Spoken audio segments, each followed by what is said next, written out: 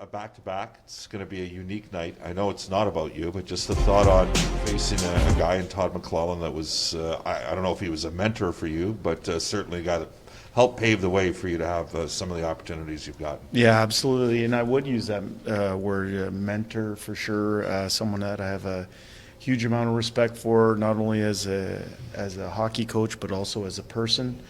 But I know that he's sitting over in his office right now trying to find a way to beat the Edmonton Oilers, and that's where his focus is. For me, my focus is on doing what needs to be done here today to help our team win. There's an obvious concerted effort to maybe play a little bit differently defensively, a little bit more structure and process in your team's game. Maybe working as five-man unit and playing a little tighter. What's your assessment of what we've seen through the first two games?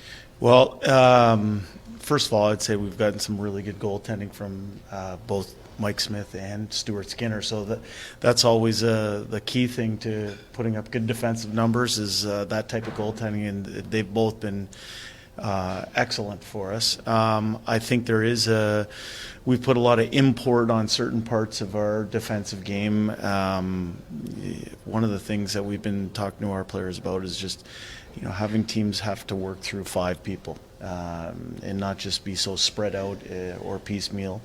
We want to encourage a relentless type work ethic back into our own zone.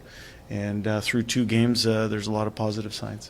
All right, second of a back-to-back, we assume Smith, and we all know the numbers on goaltenders starting back-to-back. You've got a couple extra bodies around you. Look at returning to an 11-7 and possibly maybe incorporating somebody different up front. Yeah, I think all options are on the table lineup-wise for us tonight. It's my first situation with this group in terms of a back-to-back situation. Going to sit down and discuss things further with our coaching staff. Mike Smith will get the start tonight.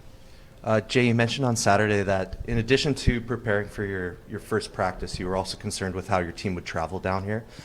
Just from your experience, what goes into, as a head coach, preparing for a back-to-back, just kind of the off-ice element of it? Well, for me, preparing for a back-to-back, I think you want to make sure you're getting the proper rest and recovery time frame in there. So you don't want to be setting meetings early in the morning or unnecessarily skating if you don't have to. We want to manage our energy reservoir, make sure that our players are able to fire on all cylinders. And then when it comes to game time, I think these type of situations, you rely on structure. And in my experience, in back-to-back situations, you rely on that structure protecting everybody, and you want their skills to come out within the team game plan. Good. Okay.